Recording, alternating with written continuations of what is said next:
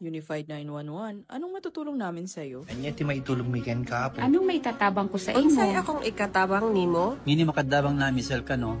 Sa anumang wika o dialekto, may tulong na darating sa iyo.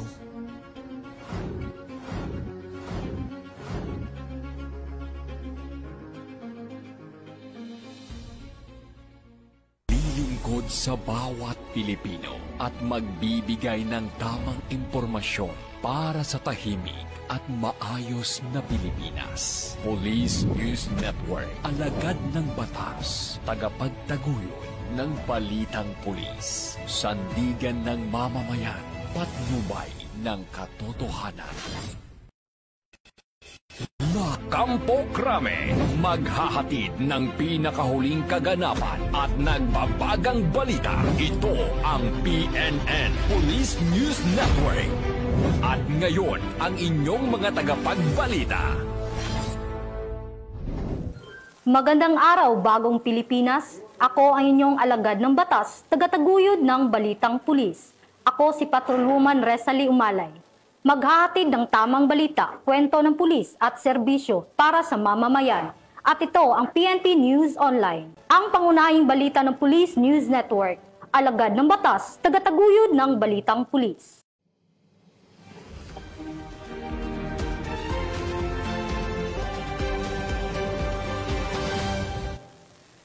Ngayong araw ay Sabado at narito ang mga balitang nakalap ng ating mga PNN correspondents sa loob ng linggong ito.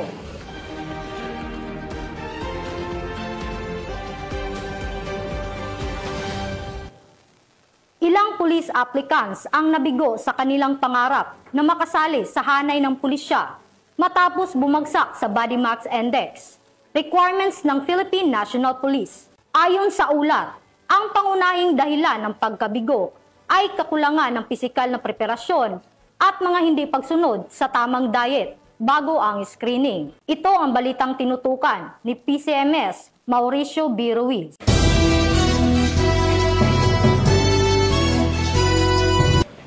Sir, isang karangalan na muling binuksan ng Philippine National Police at syempre sa pag-aproba din ng NAPOLCOM itong 2025 recruitment quota. Sir, ano bang pinagkaiba ngayon ng mga nagpunta sa BMI na mga police applicants ngayon kumpara nung nakarang taon, sir? Kumpara sa nagdaan, ngayon, makikita mo lang maliit ang quota natin sa attrition. Tapos maraming aplikante. Frustrating dahil nakikita natin dito sa BMI pa lang, meron nang bumabagsak, no? Kasi hindi pinaghandaan. Mga BMI nila lagpasan. Tinaas na nga natin yan ng 26.5 pero hindi pa rin nila kaya. Maabot pa rin sila ng 27, 28. So useless ang application ng isang bata kung hindi pinaghahandaan na dapat isang taon pa lang bago ang application, nagbawas ka na.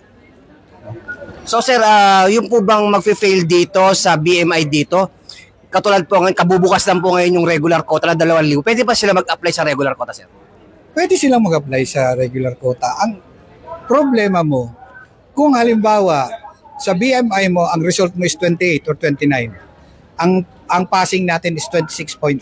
Alam mo ba kung ilang kilo yun? Ang equivalent ng sobrang 2 points? Nasa mga 15 hanggang 18 kilos yun. Sobrang malaman. Paano yun i-reduce ng isang bata? Di ba? Kasi dapat ang paghahanda, hindi ngayon eh. Ang paghahanda noon pa. Last year, November last year, naghanda na. So sa ating, alam natin kay Sir Delgado, Atty. Delgado, ano ba talaga sir yung pinakamabisang paraan bago sumabak sa PNP recruitment o pag-apply sa police ng paghahanda, sir? Ilang months na dapat sir palagi, sir? Parati nating ini-insist yan. 1 year. Minimum yan. Kasi dito, kanina, may in-interview na naman ako. Pangatlo na niya, bumabagsak pa rin siya sa agility. Same, takbo. So, useless yan. Kasi sabi ko sa kanya, failed ka na naman sa takbo ngayon. Kasi sigurado ako hindi nag-practice. Yun ang problema nila. Kasi hindi naghahanda eh. Ang iniisip nila dito, makapasok lang. Nagsiset na makapasok. Hindi nagsiset na i-prepare ang sarili. Doon nagkakaproblema. So sir, meron ba tayong estimated na o-taking ng attrition at saka regular quota o sabay sila? Pipilitin namin isabay. Pero sa attrition, nakatarget kami ng December 19. 19, sir. December 19. So, hopefully, kung kakayanin naman sa proseso natin, dahil maliliit lang naman yung quota natin, depende kasi, although depende sa application, no? Posibleng makuha namin, matap namin by December 19. Ngayon, ang isa pang issue na inaano ko, last year problema natin to. Marami tayong aplikante rito na hindi taga rito sa Metro Manila. Pag tinanong mo, ilang buwan pa lang, tatlong buwan pa lang dito, tinanong mo, nasa ng Smoky Mountain, hindi alam. Tinanong mo kung saan ang Tondo, hindi alam. Pag naging pulis ka, paano ka pupunta doon? Paano kung doon ka na-assign? Di ba? Paano mo hahabulin ng isang magnanakaw na hindi mo alam yung mga daan? Yun dapat ang iniisip ng mga bata. Sa ating age waiver naman at saka height waiver, sir, baka meron kang karagdagang informasyon dahil katulad ngayon, sir, saan ba ginagamit talaga at paano ginagamit ang age waiver at height waiver, sir? Basic, height waiver, pag may tribo ka.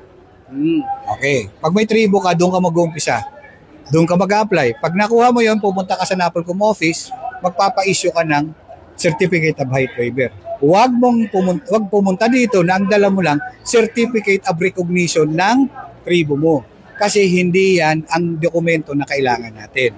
Now, pangalawa, age waiver. Sa age waiver, kinahanglan may specialization ng isang tao bago ka mag-apply. Anong mga sample siya ng ano? Nung mga 10 years o 15 years ago, nagdadrive ka lang ng bus, pwede na. Ngayon, hindi na yung pwede. Pwede na ngayon kung piloto ka. Pag sinabing black belter, okay yan. Pero kung ako magtatanong, ang sasabihin ko, Olympian ka ba? O Asian player ka ba? Pag hindi, useless. Ang daming black belter.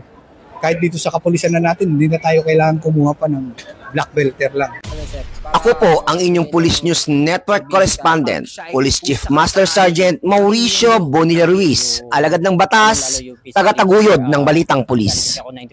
Police News Network, alagad ng batas, tagapagtaguyod ng balitang pulis, sandigan ng mamamayan, patnubay ng katotohanan. Isang malaking dagok sa iligal na droga ang naitala ng City Drug Enforcement Unit 6 matapos nilang makumpiska ang tinatayang 1.7 milyon halaga ng shabu. Patrolwoman Ledeline, ibalita mo. Isang malaking tagumpay laban sa illegal na droga ang naitala ng City Drug Enforcement Unit 6 matapos makumpiska ang tinatayang 1.7 milyon na halaga ng hinilaang shabu sa ikinasang drug by bust operation sa Barangay Kalahunan, Mandurriao pasado alas 9 ng gabi noong 5 ng Nobyembre taong kasalukuyan. Kinilala ni Police Captain Roque Jimeno III, officer in charge na City Drug Enforcement Unit 6 ang suspect bilang si alias Toto, 36 na taong gulang, residente ng Barangay Pali, Mandurriao, Iloilo. Dagdag pa ni Police Captain Jimeno, nabili ng mga operatiba ang isang plastic sachet ng hinilaang shabu mula sa suspect gamit ang 12,000 pesos na marked money. Matapos ang transaksyon, naaresto ang suspect at na-recover pa mula sa kanya ang 4 na knock-tied plastic sachet at 11 maliliit na sachet ng hinilaang shabu na tumitimbang ng humigit kumulang 250 gramo at may standard drug price na humigit kumulang 1.7 million pesos. Kasama rin sa mga nakuha ang buy-bust money at isang cellphone na ginamit umano sa illegal na transaksyon. Aminado naman ang suspect sa pagbibenta ng illegal na droga, aniyay bunsod ng matinding kahirapan at kakulangan ng kita bilang pintor. Humingi rin siya ng paumanhin sa mga naapektuhan ng kanyang ginagawang pagbibenta ng droga. Sa ngayon, nasa kustudiya na ng City Drug Enforcement Unit 6 ang suspect at nakatakdang sampahan ng kasong paglabag sa Republic Act 9165 o ang Comprehensive Dangerous Drugs Act of 2002. Patuloy naman ang panawagan ng mga otoridad sa publiko na makipagtulungan sa kampanya kontra illegal na droga upang mapanatili ang kapayapaan at kaayusan sa komunidad. Dahil ang gusto ng bagong PNP para sa bagong Pilipinas, serbisyong mabilis, tapat at nararamdaman. Mula dito sa Police Regional Office 6, ako ang inyong Police News Network correspondent, Patrolwoman Ledeline Bansagon, alagad ng batas, tagataguyod ng balitang pulis. Sa kabila ng hagupit at malakas na ulan na dala ng Bagyong Tino, hindi nag-atubili ang Mandawi City Police Office na tumulong at magsagawa ng malawakang rescue operations. Nagpapakita ito ng dedikasyon ng MCPO na ilagay ang kaligtasan ng mga residente bago ang kanilang sarili Ang balitang yan ay hatid ni Patrolwoman Judith Nicanor. Bilang tugon sa matinding pagbaha at malalakas na hangin dulot ng bagyong Tino, nagsagawa ng malawakang rescue at relief operation sa mga tauhan ng Mandaue City Police Office sa iba't ibang lugar sa Mandaue noong Nobyembre 4 taong kasalukuyan. Sa pamumuno ni Police Colonel Cirilo B. Acosta Jr., City Director, aktibong tumugon ng mga pulis sa mga lugar na lubhang naapektuhan, kabilang ang paligid ng Maayo Hospital sa Barangay Alang-Alang at mga evacuation centers. Nakipag-ugnayan ng MCPO sa Bureau of Fire Protection, Philippine Coast Guard at City Disaster Risk Reduction and Management Office upang maisagawa ang ligtas na evacuation ng mga residenteng naipit sa baha, pagbibigay ng agarang tulong at medikal na atensyon at pagpapanatili ng kaayusan at kaligtasan ng publiko. Patuloy din ang monitoring at assessment ng mga personnel ng MCPO sa mga apektadong barangay upang matiyak na lahat ng residente ay nasasaklolohan at natutulungan. Ang nasabing operasyon ay nagpapakita ng diwa ng bayanihan at ng tunay na dedikasyon ng kapulisan sa pagtupad sa kanilang tungkulin na maglingkod at magligtas ng buhay sa gitna ng sakuna. Mula dito sa Central Visayas, ako yung Police News Network Correspondent Patrolwoman Judith Nicanor, alagad ng batas, tagataguyod ng balitang pulis. Walang tigil ang pagpapatupad ng batas laban sa ilegal na droga sa Tacloban City. Muling nagbigay ng mensahe ang Tacloban City PNP sa kriminal matapos nilang maaresto ang 3 sospek na sangkot sa pagbebenta ng ilegal na gamot.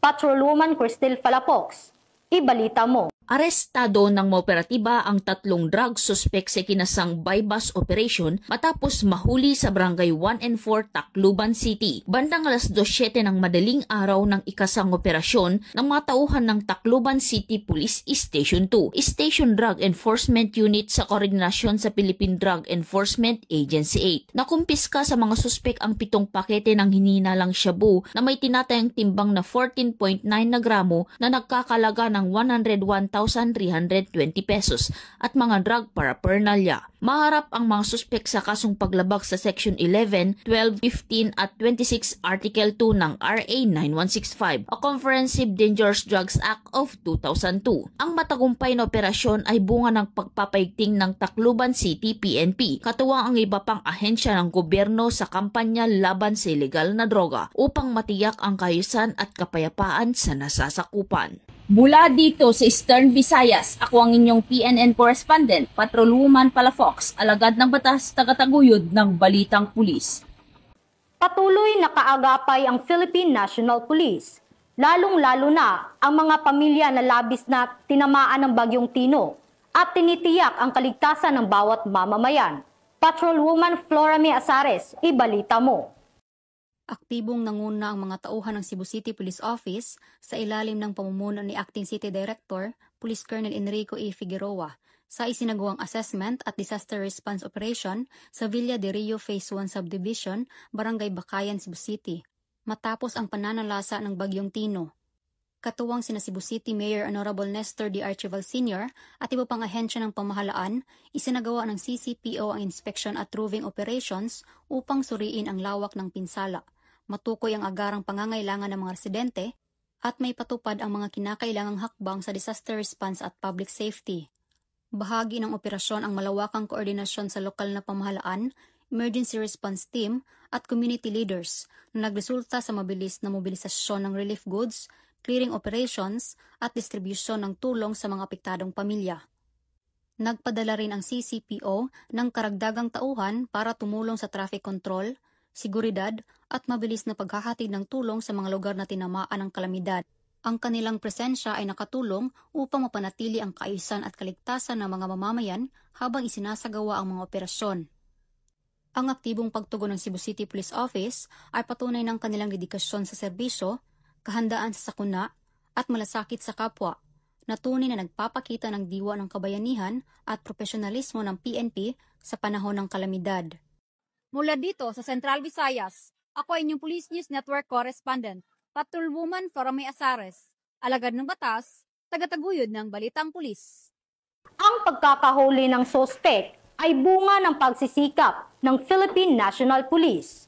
upang mapanagot ang mga taong nasa likod ng panlulokong gamit ang social media. Patrolwoman Mary Grace Artizuela, magbabalita. Sa magkakasunod na operasyon na isinagawa ng mga tauhan ng Manila District Anti-Cybercrime Team, naaresto ang 2 individual na sangkot sa iligal na pagbebenta ng mga financial at e-wallet accounts sa social media. Batay sa ulat, nagsimula ang operasyon matapos matukoy ng mga otoridad ang online na aktibidad ng mga suspect. Mula rito ay nakipag-ugnayan ang mga operatiba sa mga suspect para sa pisikal na transaksyon na nagresulta sa kanilang pagkakaaresto. Nahaharap ngayon ang 2 suspect sa kasong paglabag sa Anti-Financial Account Scamming Act o AFASA na may kaugnayan sa Cybercrime Prevention Act. Kasalukuyan silang nasa pangalagan ng MDAC para sa tamang disposisyon ng kanilang kaso. Mula dito sa Campo Crame, ako ang inyong PNN correspondent, Patrolwoman Mary Grace Artizuela, nagbabalita para sa Police News Network, alagad ng batas, tagataguyod ng balitang pulis. Sa kulungan ang bagsak ngayon ng 2 high-value individuals na drug suspects sa isinagawang anti-illegal drug operation ng mga operatiba ng San Mateo PNP. Mahigit 342,000 pesos na halaga ng shabu at baril kumpiskado. Ang buong detalye ng report ay mula kay Patrolwoman John Lawrence Ilagan. Nakiisa ang mga tauhan mula sa Police Regional Office 4A kasama ang lahat ng Regional Support Unit sa isinagawang ika-4 na quarter ng Nationwide Simultaneous Earthquake Drill CY 2025 sa Camp Vicente Lim, Calamba, Laguna. Sa pagtunog ng alarma, mabilis na isinagawa ng mga kalahok ang mahalagang hakbang na duck cover and hold bago sila nagtungo sa kanilang itinalagang lugar na paglilikasan. Ang parade ground ang nagsilbing rally point. Ang maayos at koordinadong paggalaw ay nakatiyak sa kaligtasan ng lahat at nagbigay daan para sa tamang pag-isa-isa at pag-check ng mga tauhan at kagamitan. Matapos ang pagsasagawa ng drill, nagsagawa rin ang mga facilitator ng inspeksyon sa mga go bags, istruktura ng mga gusali at pag-check ng bilang ng mga tauhan upang masigurado ang pagsunod sa safety standards at readiness protocol. Ang aktibidad na ito ay naglalayong palakasin ang kahandaan sa lindol, pagpapatibay ng mga alituntunin sa kaligtasan at pagpapalakas ng resilience ng mga kawani ng Proper A sa pagtugon sa mga krisis na dulot ng lindol.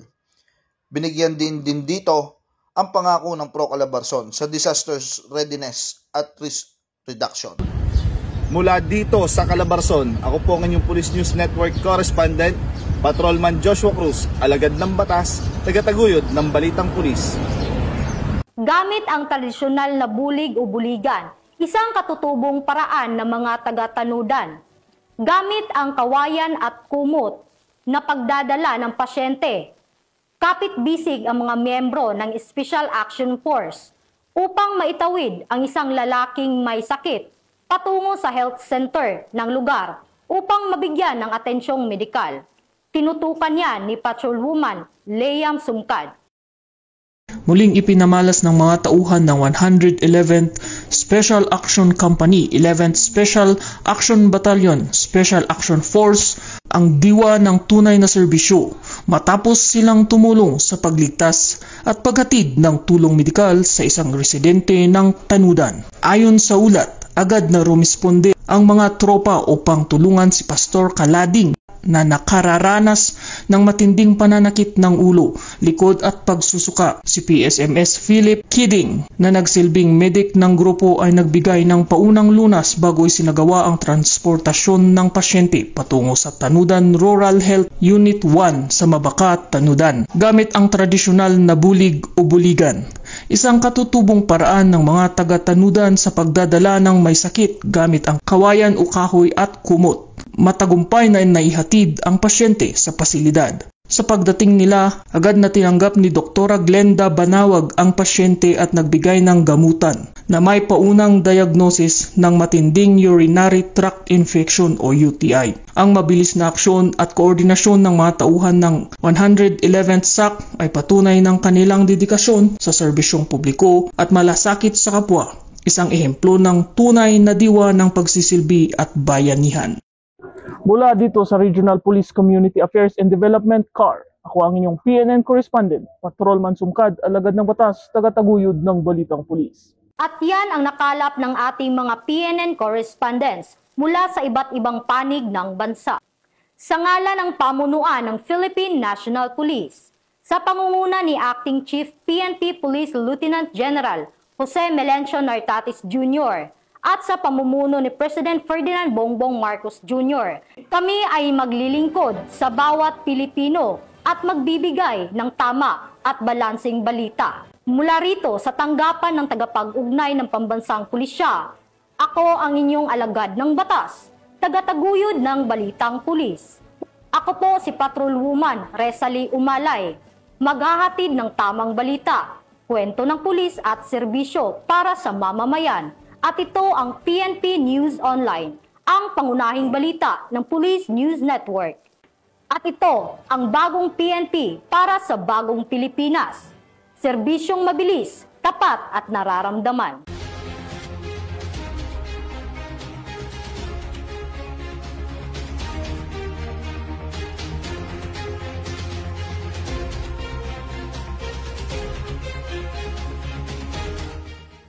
Police News Network, alagad ng batas, tagapagtaguyod ng Balitang Pulis.